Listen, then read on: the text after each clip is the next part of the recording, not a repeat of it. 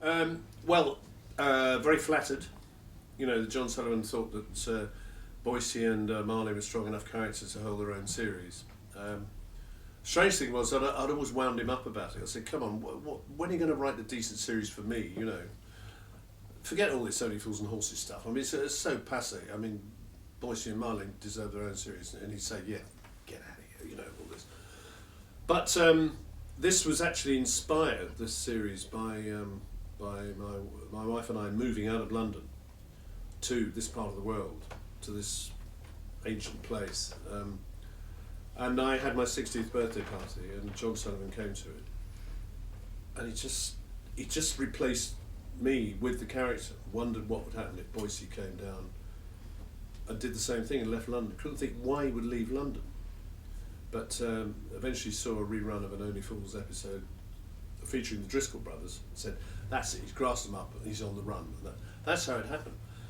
Well, Sue Holderness, who plays Maureen, and myself were very excited, as you can imagine, but also terrified because we had to follow this iconic series, and spin-offs hadn't got a very good history at all, particularly in this country. So we were a bit trepidatious about it, but very excited as well. And it seemed to work, you know, certainly for 4 years. There was supposed to be a 5th series, but then the credit crunch hit and we got sort of sidelined slightly. New regime came in and wanted to move comedy on, they thought, to a sort of an alternative area. So that was the end of it. But we had 4 or 5 very, very good years.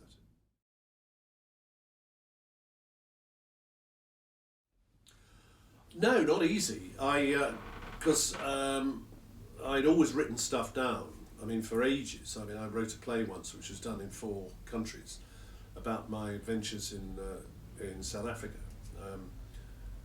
But that was a long time ago. But if I'd seen something interesting, I'd heard some dialogue, an interesting character or so on, I'd write it down on a piece of paper and then put it away. So I finished up with all these piles of paper. So then somebody said, you should write your story because you've got a very good story. So I started. I'd got a lot of stuff already.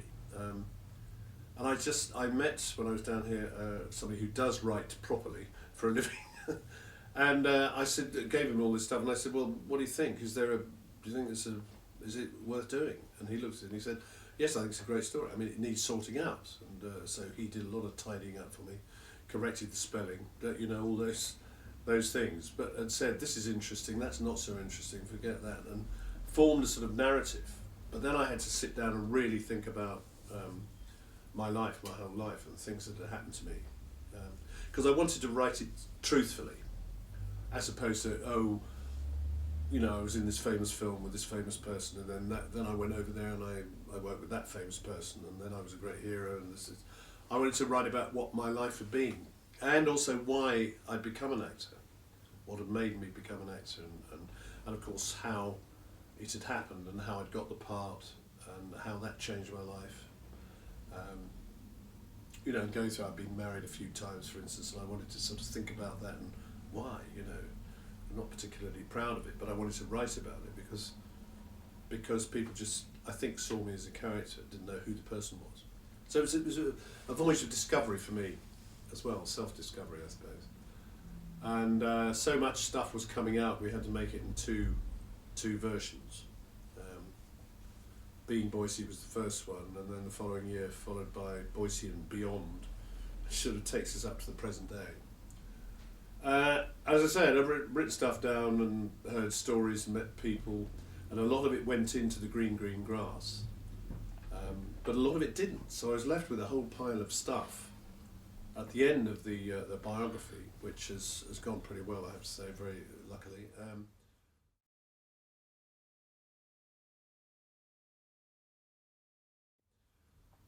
So I thought, well, I should continue doing it, because I've got all these stories. So now perhaps I can invent a different character, because obviously Boycie couldn't go on forever. But taking my own experience. So I suppose Reggie, which I had there a copy of, just here.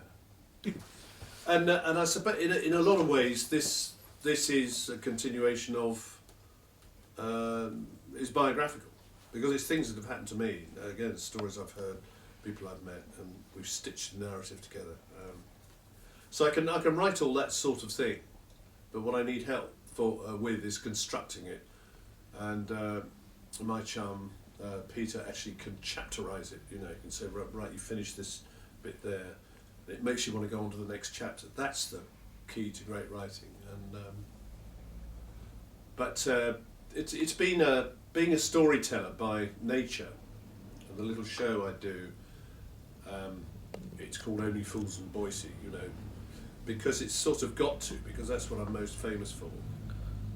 But I tell the story of a lot of other things I've done, you know, and how I got there. And I'm not a stand-up comedian, but I can tell stories, and that's what this is about, really. Is telling those stories. So it is biographical.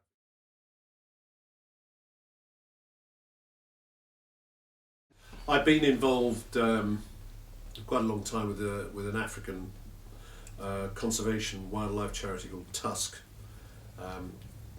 and they're very busy at the moment, because I'm sure a lot of people have heard that poaching is on the increase to a frightening degree at the moment in Africa. Well, all over the world, but particularly in Africa, and they're killing elephants, they're killing rhino, they're taking the rhino horn, they're taking the elephant's tusks, and they're killing them indiscriminately. They're killing a lot of other animals too in Africa by poisoning the water holes, which I just cannot believe human beings could do. And the reason for this is because it's become a fashion accessory in the Far East. A new middle class has risen, and they think ornaments made of ivory are a fashionable thing to have, and also it gives you status. And this is something that's happened quite recently. This is why there's such a surge in demand for it. The rhino horn is something different, because people in the Far East think that it has medical properties, efficacious properties. It can make you horny, as they say. No, but seriously, I mean, aphrodisiac. There's a certain section of society which think, isn't that you take this and you become a sex god? Yeah, sex god. That's right. And there's nothing to it. It's just hair. It's like our nails. You know, it's like the hair that grows out of our heads. That's all it is. Solidified. That's all a rhino horn is. So that's complete nonsense. But the rhino, particularly, is in severe danger of becoming obsolete. I mean, not one rhino will be left if they don't do something about it. So 50 pence from the sale of these books, if it's ordered through our website, which is wigmorebooks.com. If you order it through the website, I can dedicate it for people to whoever you like, and 50 pence of that sale will go to Tusk Trust. So it'll be wonderful.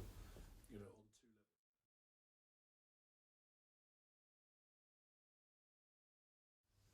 levels. Yes, I'm just about to start on the pantomime road, which I do every year. I've done for the last 20 years.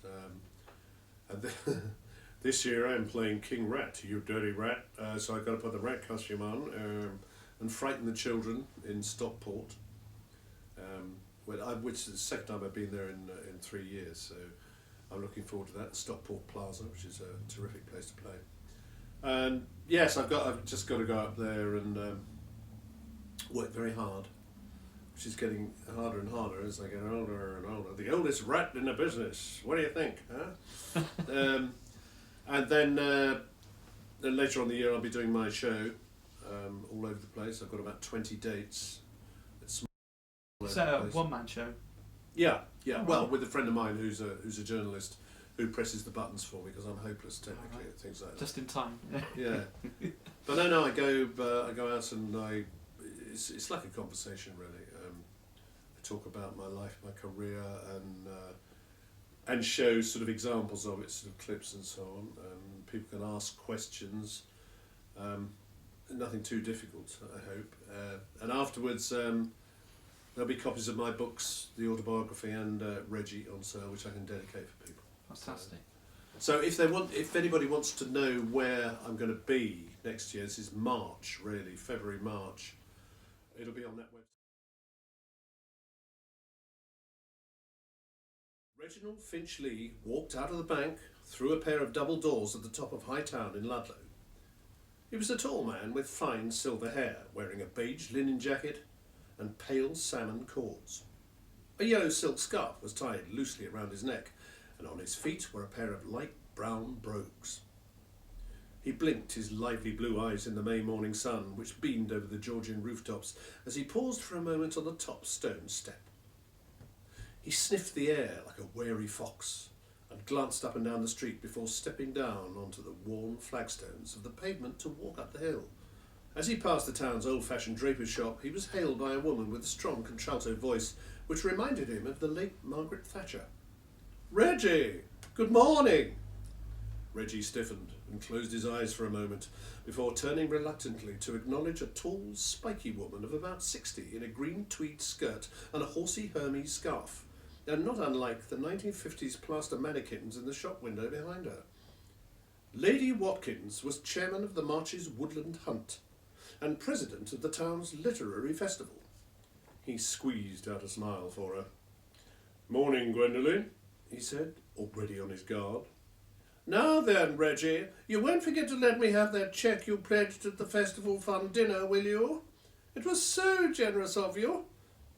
Lady Watkins stretched her small mouth into an ingratiating smile. Reggie tried to chuckle, but managed only a short bark, like a smoker's cough. "Would I forget?" He'd learnt, since he lived in the Welsh Marches, never to forget a charity pledge. He nodded affably and carried on up the hill. Passing below the arches of the town's Honeystone Butter Market, he pushed through the door of the castle, an ancient pub in an alley on the far side.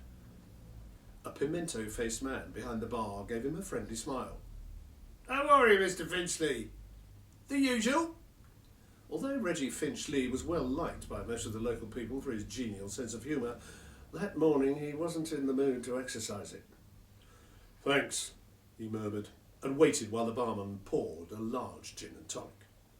He picked up the Daily Telegraph lying on the bar and took it with his drink to sit at a table in a dark, panelled corner. He stared at the paper's front page for a while without reading a word, while barely registering the half-page photo of the Duchess of Cambridge standing with her husband beside an African elephant.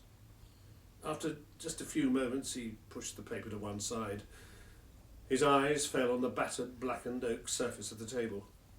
He felt himself staring into a dark, spinning vortex, which threatened to suck him down to the depths from which he would never return.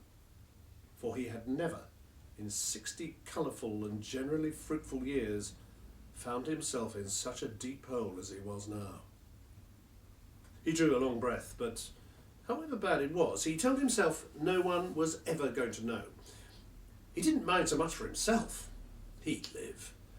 But he hated the thought of how it would disappoint his lovely Rosita, his own little Colombian rose and the light of his life.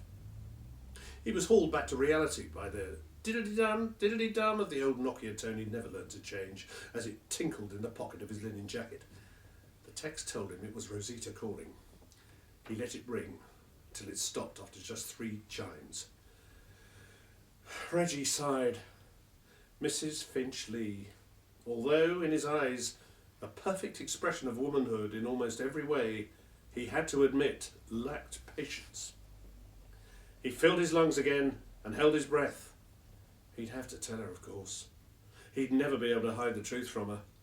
But if he promised her that no one would ever know, she would trust him completely not to let her down.